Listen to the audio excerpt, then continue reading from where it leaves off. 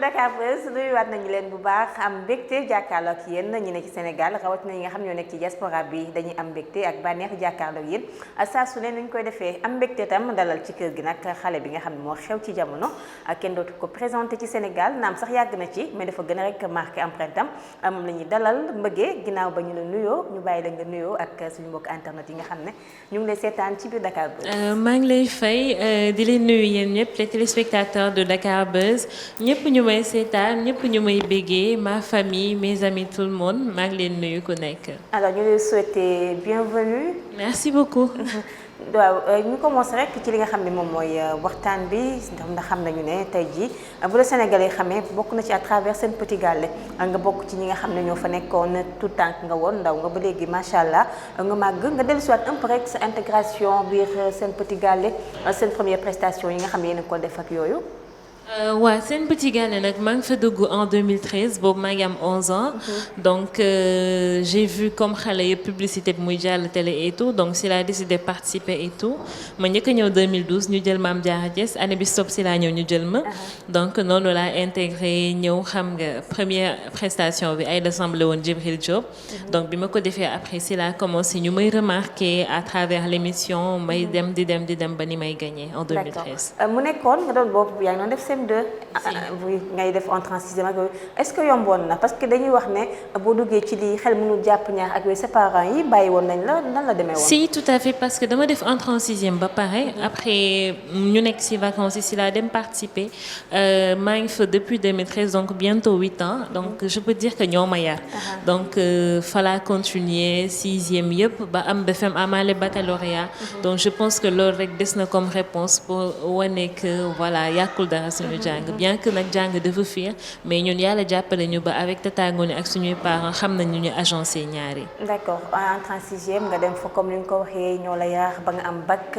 di def sa licence en gestion foog naa ngay def ak management yomb na ba tey est-ce que mi ngi yomb noo agencé les deux choses. waaw ba tey xam nga rek àdduna moom dara yomb si aussi yow yaa xam juste nooy modérer affaire yi xool noo ko gérer et tout donc voilà su ma waree woy damay woy mais su ma waree jàng tamit xam nga jox ko gëddam ba mu mat. tu vois rayante ko juste xam nga pour bañ a may nit ñi lu ñu wax mais aussi pour aussi sama ëllëg parce que bëgg naa vraiment bokk ci cadre yi ëllëg. incha allah yaa ngi koy wax léegi sa relation ak Tata Ngoné daf leen jàppee comme doomam dañuy dem sax ngeen gis ne yéen maman ngeen koy mujjee woowee bi ngay def bac nan pression bu ma tegoon nan la. bon pression boobu moom la ñëpp di jot bien que peut-être si ñun la njëkkee mais voilà même keroog rek yàggul dara maa ngi gis mu ngi dugal ci groupe bi di menacer xale di leen wax ne leen voilà vous êtes en classe d'examen connexion yi na arrêté et tout tu vois. donc xam nga ne que ça lui tient vraiment à cœur parce que moom da koy wax ne jàng bi moo ko gënal carrément way bi. donc xam nga mais heureusement que ñun elle avait un peu confiance en nous donc xam nga daf ñu doon bàyyi ñuy demee suñu xel juste avec des conseils xam nga. mais ñun xamoon nañ li ñuy xaar te moom xamoon na ne ñun comprendre nañ affaire bi. et alhamdulilah jëfee nañ ko. mais vraiment moom même bu dul examen sax ñëpp lay teg pression classe yëpp.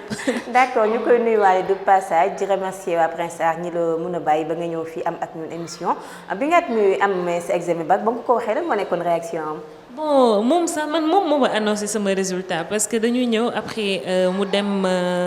xoolal ma Kennedy parce que dama def examen rek après ma ñibbi Mbour donc moom moo dem xool sama résultat dafa ma woo di ma laaj ndax génn et tout ma ne ko xamaguma mu ne ma maa ngi côté bëgg nga ma dem xoolal la ma ne ko waa demal xam nga donc elle est partie mu dem lire gis ma et tout dafa jeg saa woo ma ne ma félicitation xam nga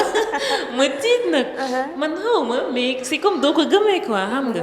ma ne ko mën na ko Tata Ngoné bàyyi li ngay def comprendre ma mu ne ma am nga baccalauréat et tout xam nga mag sama yaay kottu ma fii ñu tëb xam nga donc vraiment voilà ma gis ne que kontaan na si xam ne gis nañ ne que partout la ko doon partager parce que xam nañ ne que ça faisait sa fierté et que voilà avec ça on faisait taire beaucoup de personnes doon wax que suñu jàng dafay yàqu. d'accord ñoom mën nañu wax ne da nga am vie de star boo ko déggee xam nga star nga tam meloo comme ñun boobam de am nga ay fans am nga ñu lay follow am na ñoo xam ne mbég yow la ñuy bëggee surtout fii nga dëkk Mbour Mbour rawatina fi nga xam ne moom mooy Dakar amul dara lu mu changé sa nekkin nga jaay star dootoo jëlee di téléphone ak yooyu. non tout à fait non parce que en fait ba tey des fois nag da ngay rencontrer problème yooyu surtout si affaire message yi. parce que dafay bëri doo mën a tontu ñëpp donc des fois da ngay jékki saa yi nga fay connexion bi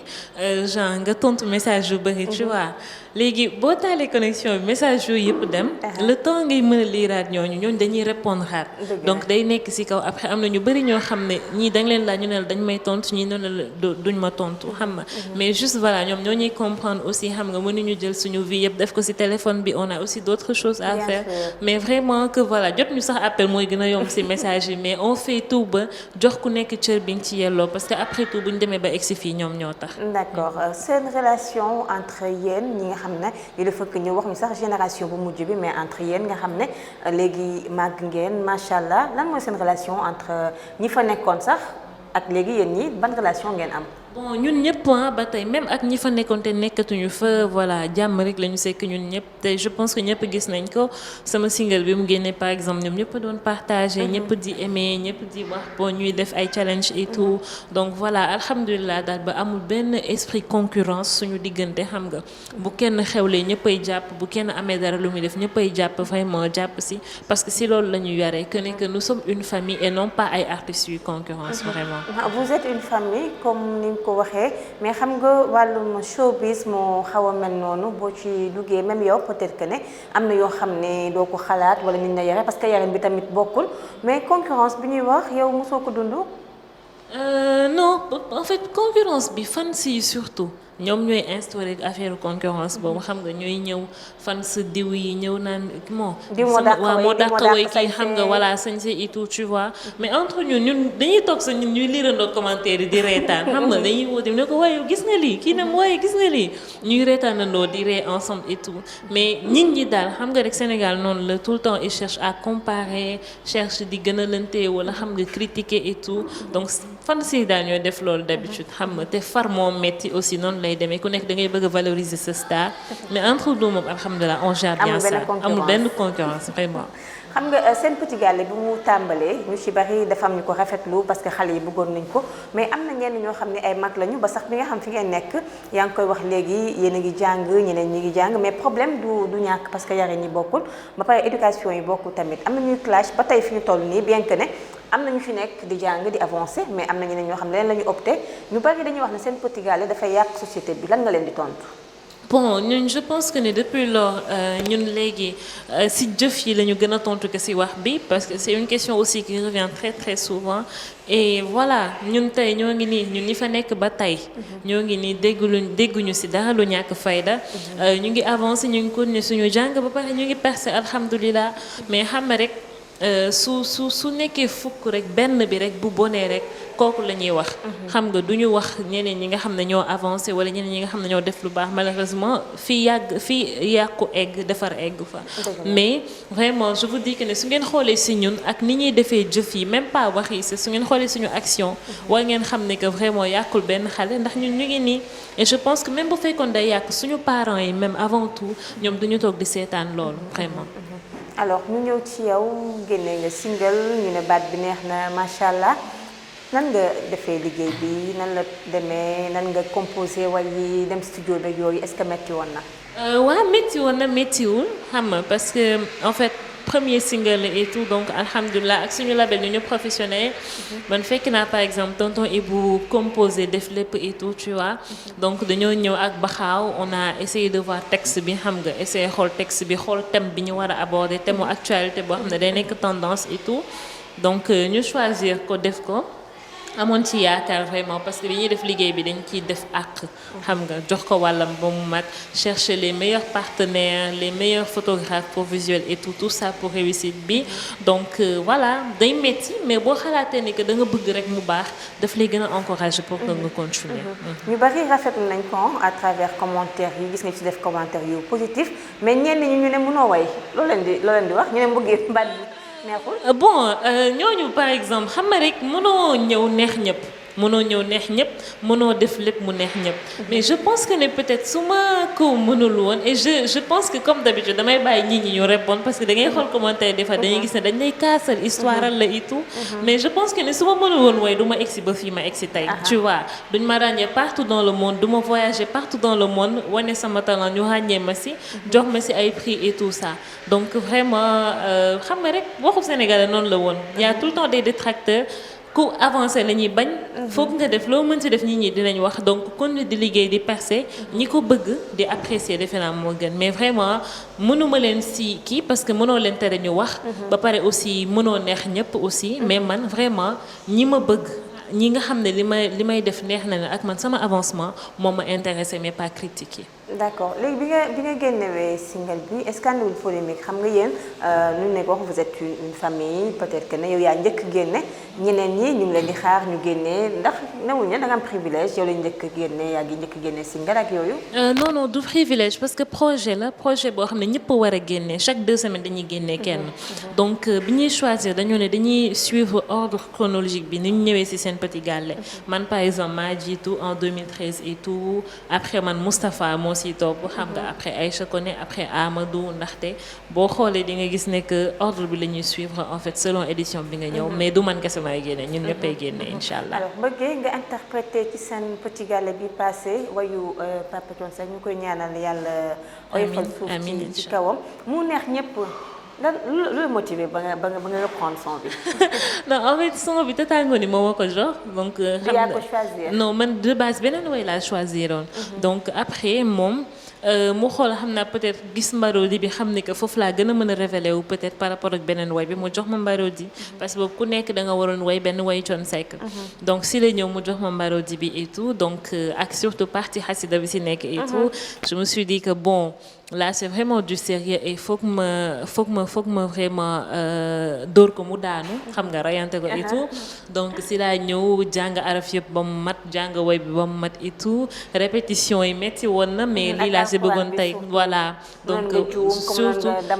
si waa sur mais dama veiller carrément ci loolu parce que xamoon naa ni que il suffirait que ma yàq dara lu bëri rek que ñu attaqué ma et tout donc moo tax ma rayante ko ay alhamdulilah yàlla def na si jàmm mu neex ñëpp apprécier ñëpp di partager alhamdulilah. bi nga paree ku la ci woo kan moo la njëkk woo félicité la wala mu am ay suggestions yoo xam ne jox na la ko. bon ñëpp parce que même Wally après mu ngi ko doon wax que ni que voilà affaire bi daf ko jooyloo et tout xam nga mooy wax que ni vraiment il savait pas que ñun am nañ benn talent bay mën a interpréter way boobu et tout xam nga ak yuuxu yi si nekk ak clé yi si nekk yëpp et tout donc il m'a vraiment félicité ak ñeneen xam nga artistes yi ku nekk ku la gis loolu la lay wax ne la que sa Mbarodi bi dama jooy même animatrice yi xam na tout le monde daal et tout ñëpp daal ñoo apprécier alhamdulilah. d'accord alors ñu revenir un peu ci yow ci say yeneen projet yi nga xam ne am nga ko ba tey ci li nga xam mooy milieu artistique bi est-ce que mën nañu xaar mbëggee ci téléfilm wala ci série boo xam ne mi ngi daw fii ci Sénégal. si waaw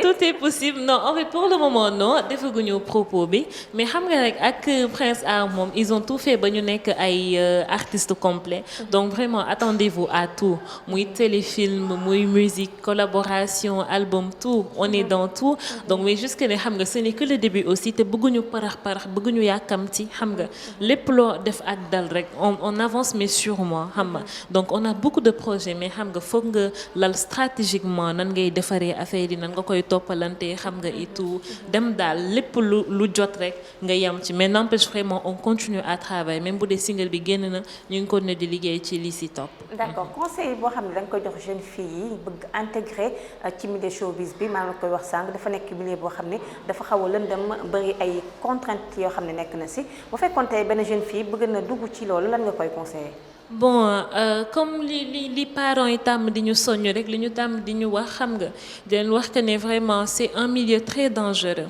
c'est un milieu boo xam ne dafa xaw a délicat milieu boo xam ne yaatu na aussi lu ne xaj na si mais juste xam nga di leen wax rek ñu xam seen bopp xam fi ñu jóge am seen dignité mooy lépp parce que en fait xam nga àdduna lépp éducation la éducation bi la sa yaay jox lu baax li ñu def ci yow et tout bu la dara jare nga jëndee ko xam nga bu dara fëq sa bët nga xam sa bopp et tout médecine nag mais boo ñu gisee ñun bi ñuy dugg ay ndaw lañ ay 11 ans 10 ans la ñu amoon te ba tey macha allah on a su tenir y a l'éducation derrière mais aussi dañu xam suñu bopp moo tax te loolu rek laa leen di waxaat et tout xam nga jigéen dafay am valeur xam boppam bëgg boppam yéene boppam jàmm tamit di sóor ëllëg donc vraiment bu leen dara jaral dara daal bu leen dara jaral tamit yàkkamte seen àdduna. D'accord mais déclaration d'amour bi nga xam ne yaa ngi ko def ci sa way bi kan moo ko moom. Mon déclaration d'amour de. li si wax dafa fort de parole non en fait peut-être titre bi mooy tax mais quand je parle de ça boo xoolee woy bi c'est plus pour valoriser la femme tu vois parce que aussi xam nga dañu gaaw si affaire mbëggeel et tout mais c'est pas ça du tout yaa ngi gaañu si comme yow par exemple ni nga sañsee ba rafet nii yaa ngi gaañ yaa ngi bomb xam nga foofu laa ko bëgg a waxee mais du déclaration d'amour non lu jëm ci li nga xam ne moom mooy emploi des jeunes dañuy wax ni parfois nit xale yi dañuy am problème pour caser bu pour ñàkk liggéey ak yooyu sa point de vue par rapport à cela. Bon en fait société bi fi mu toll en ce moment moo demee noonu et tout donc xam nga comme li ñuy wax foog nga xaw a am bala loin xam nga pour xaw a sori pour mën a am liggéey et tout mais n'empêche lépp gëm-gëm la en plus il y a pas de saut métier parce que je pense que ni ñu bëri ñi nga xam ne tey ñu ngi am problème boobu c'est parce que dañoo am yu ñuy xeeb wala dara alors que nit xamoo fu sa sutura nekk xam nga te aussi loo gis da ngay raam ba xëy dox mën nga commencer si yenn ba xëy yàlla tudd sa tekki et tout tu vois aussi entrepreneuriat bi surtout si laa ni gën a encourager parce que léegi ñu ngi def promotion bi et tout te moo gën a dox ñuy entreprendre di am ay idée di defaral seen bopp te di bañ tout le temps di copier en fait si tubaab bi et tout parce qu'on a le talent et tout il ne manque que le professionnalisme respecter liggéey bi gëm sa bopp surtout avancer te tamit encore une fois y a pas de saut métier bañ a xeeb dara parce que ñi nga gis tey ñu nekk ay cadre wala ñi nga gis ñu yor ay sociétés yu rëy et tout lépp xëyul sotti bu ñu lay expliquer fi ñu jaar wala ngay lire voilà da ngay xam ne étape par étape la te xeebuñu woon dara donc c'est vraiment ce que je leur conseille ñu dox ci bu baax bañ a xeeb dara dem nànk-nànk ànd ak yàlla tamit gëm yàlla xam ne que sa wërsëg à la kuliyal da nga koy lekk. d'accord muy ce message octobre lañ nekk bu ñu waxee octobre xel day dem ci jigéen mu nekk octobre rose mu jëm ci cancer du sein ak cancer col de l'utérus gis nañu octobre bu jotee rek dañuy def ay journée de sensibilisation ak yu ni mel dépistage ak yooyu ban message ngay lancer femmes yi parce que ñu bari dañuy xaw a ragal tamit dem def ko. Bon en fait moi je me dis xam nga en fait cancer surtout moo nekk benn en fait maladie bu délicate boo xam ne en fait dafay màgg day màgg xam nga et ça te tue à petit feu mën nga toog 10 ans di ko sooxaale mu xëy rek doog a def un boom et tout fekk ne mën na la donc vraiment encore une fois n'ayez pas peur d'aller vous faire dépister parce que foog ngeen dem lu ngeen gën a mën a teel a dem ñu gën leen a mën a sauver donc dem leen ñu dépister leen pour que anomalie bu ndaw bu ñu mën a xam dinañ mën a au moins def traitement ngeen mën a wér ci jàmm mais su ngeen di ragal ba xëy mu wadd seen kaw après lu ngeen di wax da ngeen di toog rek di xaar yàlla donc vraiment di leen conseiller encore une fois de faire confiance à la médecine de dem def dépistage di ko wax ñëpp tamit même ku xalaat ne que feebaroo wala dara na nga dem dépister wu juste pour moyen de prévention. un message bu am solo yaakaar naa ñëpp nañ ko dégg yi mën a def li nga xam ne moom mooy dépistage mbëggee Sénégal nga nekk dañuy wax wàllum insécurité ñu bari ñu ngi koy jooylu agression yi ñenn yi di faat ñenn sax dem nañ ba ne nañu andiwaat li nga xam ne moom mooy peine de mort est-ce que yéen a bokk xalaat yaak ñooñu. Bon loolu tamit c'est un débat très pesant parce que depuis bi meurtre yi commencé bari en classe déjà des fois da doon nekk ay sujets ci ay dissertations philosophiques comme française et tout mais bon côté boobu en fait xam nga c'est un peu délicat parce que ok mën nga def par exemple instaurer peine de mort et que voilà meurtre yi wàññeeku ok mais comme ñun bu ñu daan dem teg thèse boobu par exemple comme exemple il y a beaucoup de pays yeneen pays yoo xam ne même en ayant instauré la peine de mort taxul en fait meurtre bi baissé meurtre ak assassinat taxul mu baissé et tout te dañu toll foo xamante ne des fois nit ñi ak stupéfiants yi ñuy jël et tout c'est-à-dire en fait il n'essaie pas de réfléchir par rapport à la gravité de la situation. am na ñoo xam ne affaire jël dañu naan carrément ragaluma jël et tout du dara si man tu vois. wala rek la ak tëdd kaso laa yemale tu vois dañ la ko wax carrément que voilà kaso bi neex na de toute façon tëdd ñu lay jox ay pomme ak banana wala nii comme ça tu vois genre yooyu boo ko déggee da ngay d'accord pour peine de mort am. mais après tu te poses des questions ndax bu ñu instaurer peine de mort dina tax affaire yi arrêté et tout après tout parce que léegi nit ñi jëlatuñu dara au sérieux en fait lépp la ñu yemale ndànk donc voilà juste di ñaan yàlla rek parce que yàlla mooy aar xam nga parce que on a beau parler on a beau essayer de xam nga surveiller nit ñi ba tey taux insécurité bi taxul mu wàcc donc juste voilà je pense que c'est aux gens vraiment de se prévenir xam nga bañ a génn yenn heures yi toog seen kër ba pare aussi di ñaan yàlla aar ñu parce que moom rek moo ñuy sàmm. kon yàlla ñu yàlla aar comme ni ko waxee alors mbëggee li ma lay laaj mooy da nga opter pour la polygamie wala monogamie di nga tontu bu ne tontul. non. tontul noonu bu ko dégg tontu rek. non man moom vraiment aw ma problème si yooyu monogamie polygamie vraiment. mais xeex yi ci biir kër gi yenn saa nga dégg diw sotti nañ ko ndox bu tàng yenn saa nga dégg diw def nañ ko ak yi ñeme nga. man ragaluma de vraiment ragaluma dara du tout xam nga man daal. naa am jëkkër rek mais vraiment ay polygamie monogamie nii xam nga rek dañ naan que am jëkkër bokk wërsëg la du leneen xam nga donc vraiment place bu mu mënti doon man awma si benn problème te vraiment xam nga duñu ay ragal aussi voilà. alors pare nga pour mariage kon voilà. non pas pour le moment. looy xaar. je suis un peu encore jeune ah. xam mariage nag léegi amatul âge moom gis nga Malick ñu xale la te am na soxna. ah non mais pour le moment moom vraiment pareil guma daal parce que vraiment samay parents sax dañu xaw a réticents par rapport à loolu parce que xam nga ils trouvent que ne je ne suis qu'en deuxième année tu vois donc je vois que ne mën naa xaaraat quoi jarul yàkkamti jarul daw bay daanu et que mariage dafa nekk loo xamante ne du benn fan du ñaari fan. donc foog nga caytuwaat ko c'est pas parce que voilà que suñu ñu bëri ñu ngi sëy que yow tamit da ngay gaawantu sëy pour après dem divorcer quelque temps et tout après donc voilà man daal pour le moment j'aspire à gën a liggéey tuuti defal dara samay parents au moins mënal sama bopp doog a mën a xalaat sëy voilà. d'accord say projet yi nga xam ne mbëgg mi ngi ci à part single beeg yooyu lan la nekk. à part single bi yooyu c'est surtout aussi si côté jàng bi tu vois donc parce que bëgg naa vraiment percer gën a sori donc je souhaite vraiment continuer mes études pour mën a occuper place yi mag yi si réew mi xam nga. Inch'Allah yàlla ko yàlla def amiin Inch'Allah parce que way bi aussi passion la mais ñun en fait dañu bëgg indi beneen façon génération ñun indi génération boo xam ne day nekk étude et musique wala métier carrière professionnelle et carrière artistique donc à part comme projet yi ma am maa ngi leen wax sànq leen que voilà même après sortie single bi taxul ñu ngi continuer tu vois pour mën a encore di leen jox di leen gën a mën a bégal mais tamit y a d'autres projets si carrière professionnelle bi xam nga tamit du lépp ngay mën a wax moo tax donc voilà moo tax mais y a beaucoup de projets. alors lan moo nekk sa dernière kàddu avant nag benn acapella bu ndaw rek ci li nga xam ne moom mooy single bu bees bi nga génne mu neex doo. merci beaucoup. donc sama dernier mot d'abord di leen remercier yéen waa Dakar Buzz yi ma invité di remercier encore une fois di sant yàlla avant tout remercier samay parents samay xarit ñëpp ñuy bëggee mbëggee sama partenaire yi jàpp ci clip bu rafet bi xam nga Awa Espace Beauté Complexe Sophia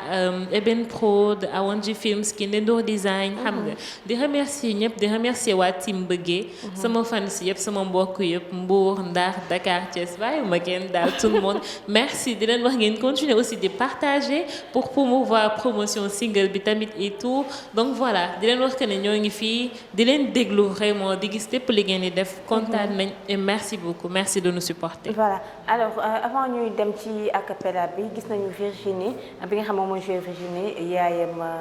faatu na ñu ngi koy ñaanal ñu bàyyi da nga jaale wàlle ko. si waa parce que keroog rek maa ngi koy waxaat ci beneen site et tout donc xam nga di ko wax ne ko que voilà mu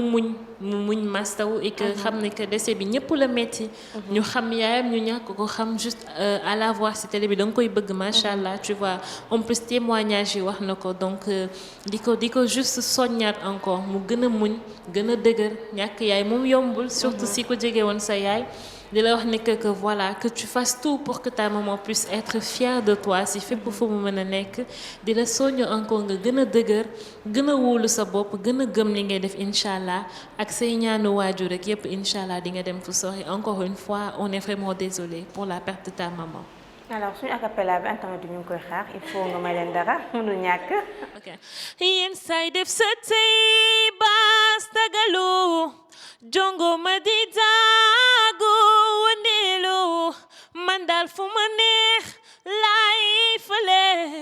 sama make-up baax na sama cheveux baax na sama seetu naxuma sañse bu baax make-up bu nice cheveux yu baax sama seetu naxuma sañse bu baax make-up bu nice cheveux yu baax sama seetu naxuma. merci. internet yi kontaan nañu mais mënuma tàggoo te duma wax ci acapella bi nga xam ne yaa ngi koy def xam nga ñu ci bari ñemewuñu sans instrument ñu way sa secret rek nga jeexale ko avant ñuy tàggatoo. non secret bi du dara juste voilà mën li ñuy def la rek xam nga parce que ñun aussi li ñuy gën a aider mooy que dañu commencer ci live xam nga dañuy gis ñu bari dañuy commencer studio am problème mu live donc ñun vraiment di way a cappella et tout warul nekk suñu problème parce que tàmm nañ ko bien avant studio yi donc moo tax vraiment voilà. alors Mbëgge kontaan nañu bu baax a baax dalal fii ci Dakar Buzz di remercier ñi nga àndal ñëpp ci di leen remercier itam ci nangu bi nga xam ne nang ngeen ko ñëw fii kontaan nañu am mbégte di gërëm bu baax ñu doon seetaan émission bi nag dinañ fàttali tey Mbëgge dañu invité woon sant na leen bu baax gërëm leen dig daje beneen yoon ak beneen invité ci biir Dakar Buzz TV.